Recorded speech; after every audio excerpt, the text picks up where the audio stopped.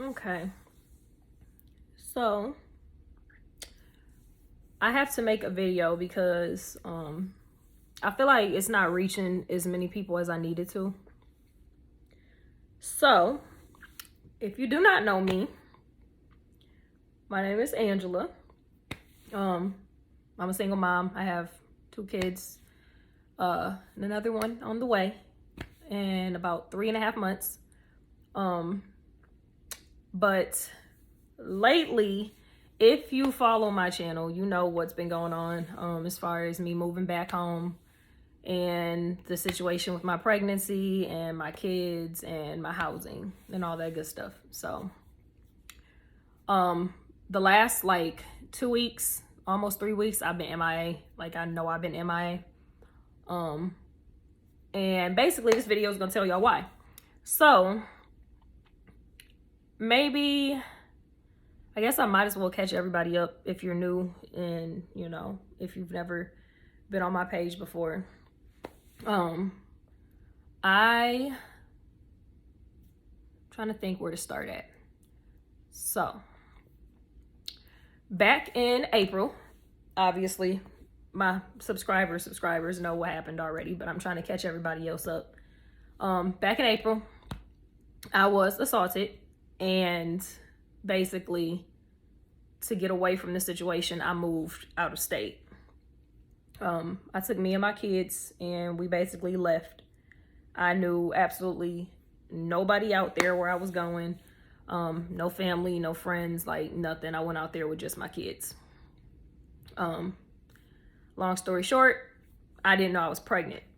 I found out I was pregnant literally 5 days after I got to the other state. And it was definitely a shock. I want to say I left on the 28th of April and I got there May 1st, and I literally found out May 6th that I was pregnant. My mom went out there with me. She drove the U-Haul with my son. I drove the car with my daughter in it, and she actually flew back home on the 5th of May. So literally I found out the day after she left. So obviously, given the circumstances, I automatically said, I'm not keeping it. I'm not gonna go forward with the pregnancy. That was the plan. I had took 2 plan Bs. Obviously they didn't work. And now that I'm doing more research, I have learned new news that they don't work if you're over 180 pounds. And if you're ovulating at the time, they don't work. And I was 188 at the time and ovulating. So great. But I took 2. I took one right after it happened, and I took another one the very next morning. Had no suspicion that I was pregnant. You know, I had noticed I was kind of tired. You know, I noticed that my energy was kind of off. I was real sleepy just all the time. But I didn't think it was pregnancy. I just figured, you know, it's from moving, I'm packing, I'm busy, I'm working a lot, trying to get extra money. So I just shrugged it off. Got to the other state where I moved, and I had been telling one of my friends that I was just super tired, and I was like, I think I need to take a test. Kept saying it. Now, if you know me, I usually will only say I need to take a pregnancy test if I really think I'm pregnant. If I don't think I'm pregnant, I'm not gonna be like, I have to take a test. Like, something was just telling me that I was pregnant. So I took a test on the 6th of May, and it was very faint, but it was positive. Took another one the next day. I took a digital, and it came back obviously pregnant. It said pregnant, or it said yes. I don't remember which one. I think it was the one that said yes with the plus. And that's when everything got real, basically. I automatically knew the situation. I already knew it was from that. I had it in my head already. I was not going to keep this baby. The next morning I woke up, literally the very next morning, woke up, turned the news on, and seen that the state I was in had officially made abortion illegal. Did not matter if you were raped, if it was incest, it did not matter. It was illegal. Well, what they did not post on the article I seen was that it didn't go into effect until September. I found out in May. So automatically I saw that, I turned the TV off, and I just assumed that it meant immediately, like right now, you can't do it. I was new to the state. I didn't know anybody. I didn't know any people. So yeah. So the next step, I started calling, different refugees out there and different, pregnancy helplines, and, getting in contact with doctors. And they asked me if I wanted to terminate. And, I'm still in my head that I can't do that. So I kept saying no. I did say yes in the beginning. And obviously, I didn't understand the price because it's different in every state. Once I learned the price, I knew that there was no way I was going to be able to do it anyway. Like, no way at all. For the pill, for me to get the pill, it was almost $800. And I literally had just moved across the freaking country. Like, had just moved across the entire country. With 2 kids, no job, couldn't get Medicaid, couldn't get any type of assistance, couldn't get childcare, couldn't work because I couldn't get childcare because I wasn't working. It was just like a hassle. It was a nightmare. I was paying out of pocket for insurance. I was paying out of pocket for medical. I was paying out of pocket for childcare. I was paying out of pocket for food. And it was just bills and bills and bills and bills just racking up and continuously just getting like more and more and more expensive. To the point where I literally messed my credit up when I moved. When I got there, my score was at a 710, and now my score is at a 450. Because all of my credit cards, I had 4. All of my credit limits were between 3 and 6, and I literally maxed out every credit card just trying to survive where I was at. So I knew in my head, I don't have the money for this. I got to figure out something. I thought about adoption. I spoke to a couple families. None of them seemed right. It was a nightmare. Long story short, after that happened, I decided, in my head that I was going to come back home. I was moving back. I was done. The apartment that I was in was infested with roaches. It had mice. It was mold. It was just not sanitary to live in. And in that moment, I said, my health is more important. Me and both of my kids had just got over bronchitis and pneumonia. We all thought we had COVID. It was just a really bad experience for my first time moving out of state with 2 kids. So I started the process of trying to move back. I was in the new state for 2 months, and I moved back on the 20th or the 21st. I don't remember which one. Of June. I came back home. I got all of my stuff on a U-Haul. I got, the money together through, different family members and friends, and they helped me get back home. I was extremely sick my whole first trimester. I was in the other state, and I was just super sick. I couldn't get out the bed. I couldn't keep any food down.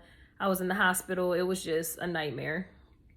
I didn't get any type of medical when I was there because they wouldn't give me any type of Medicaid, any type of insurance. So I literally only had 1 appointment in the whole first trimester.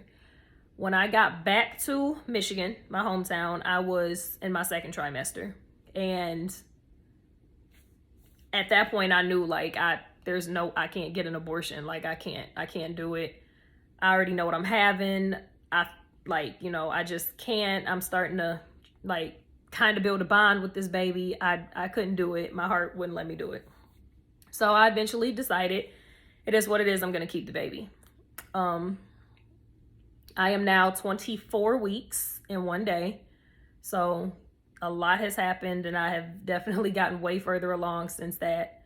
But the new issues that have arisen are basically that when I came back, I had to basically break my lease. Breaking my lease is it was the worst thing that I ever could have done because it took a hit on my credit. And the credit cards on top of the broken lease everything just added up and my score just plummeted. And I now have that on there. So as far as like trying to find somewhere to live, it's just been a nightmare. I was able to come back to the house that I am in now, which was the house that I moved from originally when I moved to Texas. And I was actually able to come back here because our lease wasn't up until July. So the plan was for me to be here a couple weeks and then move somewhere else.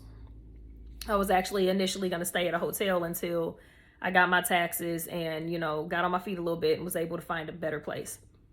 My mom ended up getting us approved for the Sarah app, and they actually paid my rent until September, which was cool. But the plan was for me to try to purchase the house. We had been here 2.5 years. We knew that my credit was bad. We knew the situation, but, the landlord here was like, just write your statement, say what the reason was, get all the paperwork together. We might be able to push it through. Before I applied, we went in. My mom actually did another application through Sarah and got approved for an additional 3 months. So the rent is now paid until January 1st. Well, the issue with that is that if the rent's paid till January 1st, that means that I would have to be out of here the rent's paid till December 1st, which means I would have to be out of here by January 1st, and my due date's the 11th.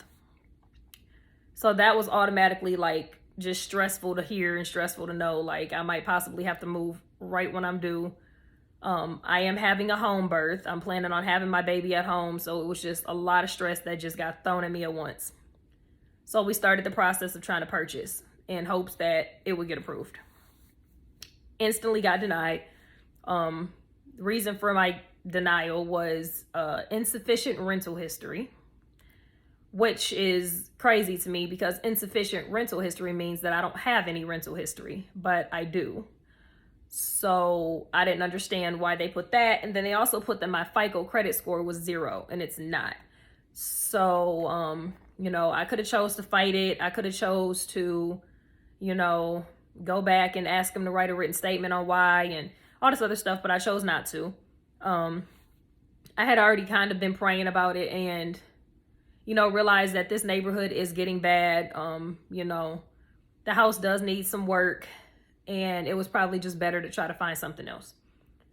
The only issue with that is that because I am almost 7 months pregnant now, finding a job has been literally nearly impossible. I found a job working from home, and I've been waiting on them to call me back now for 2 weeks. And then I got hired through Amazon and was supposed to start working this past Monday, and received an email Sunday night that they had 7 employees test positive for COVID. Mind you, this was a brand new facility that opened. I'm high risk. I've been high risk my last 2 pregnancies.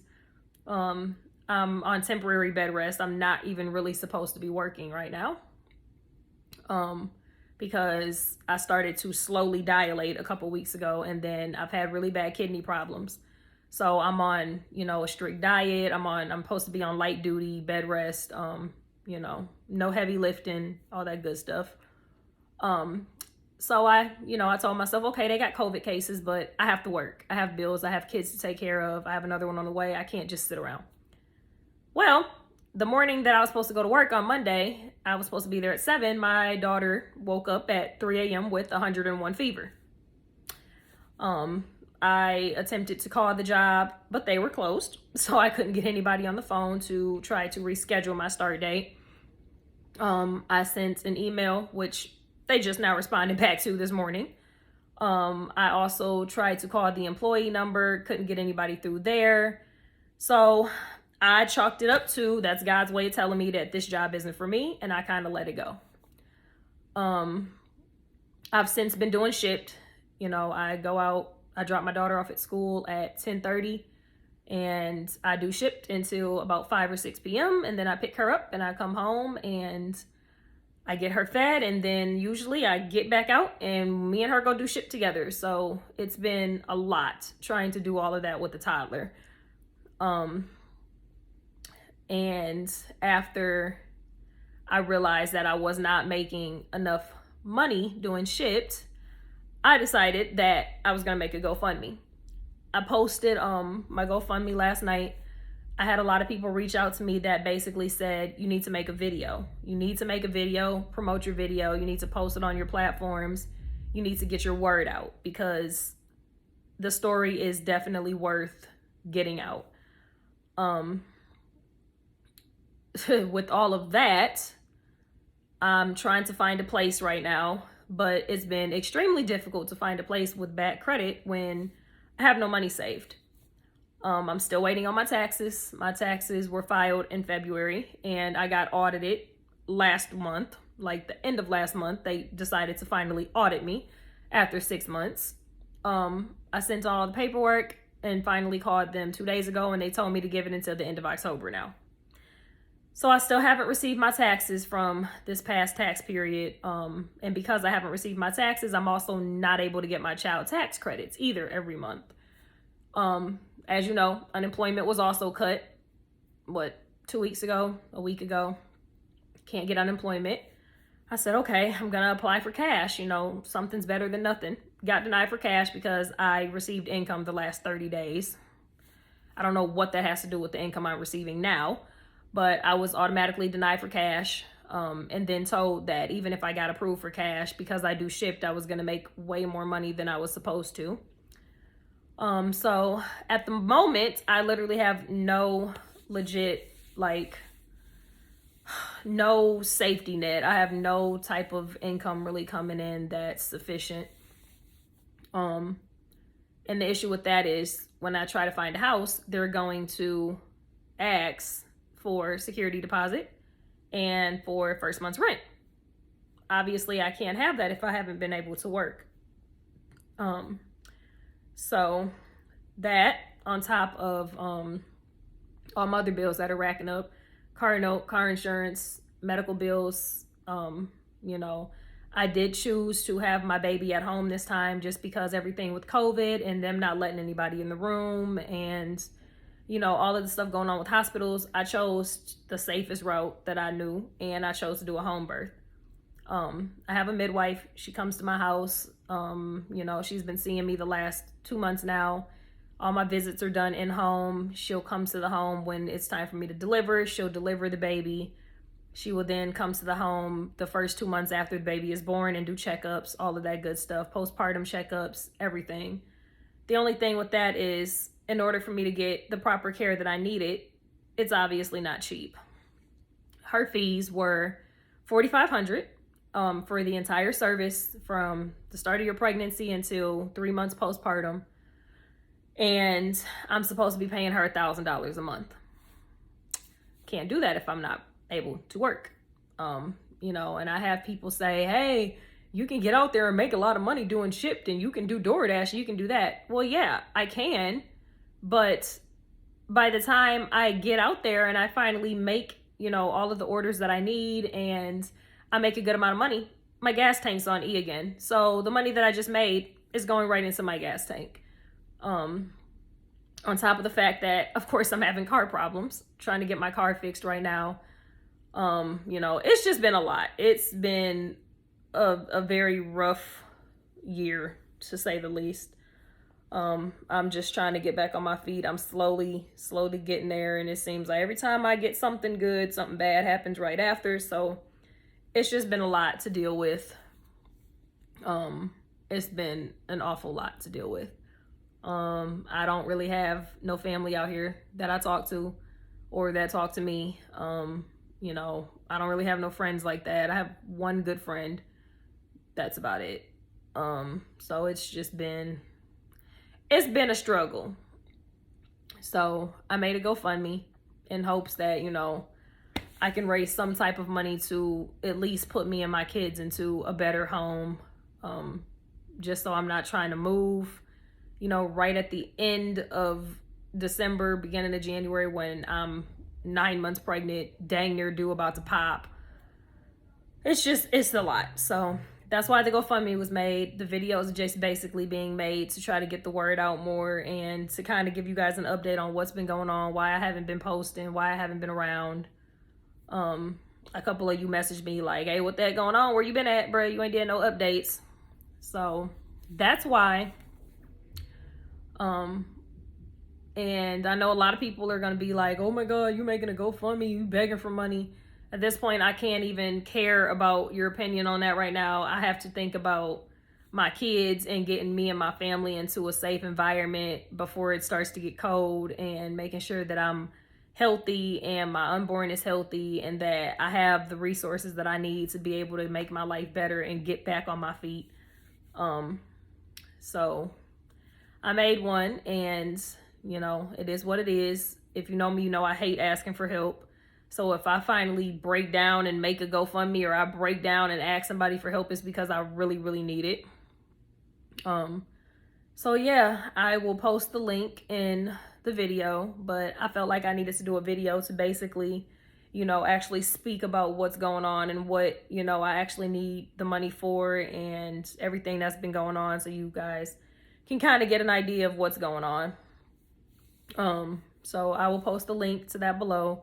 And even if you cannot donate, just please share the link, you know, prayers, send prayers, share the link. And if you don't want to necessarily donate to the GoFundMe and you just want to, you know, help me as far as with my baby, I have a, you know, a baby registry link. You can get stuff for the baby instead. Anything helps, honestly. There is still quite a bit of stuff that I need before he's born. So, with that being said, I'm going to post a video. I'm not going to edit anything out because there's really nothing to edit out. And yeah, if, you know, you do choose to donate, thank you. I appreciate it. You know, the money's definitely going to be needed and very much so appreciated. And, you know, I hope everybody stays safe and just pray for me, because it's been rough. It's been a rough year. Very rough year. So that's about it. Thanks for watching.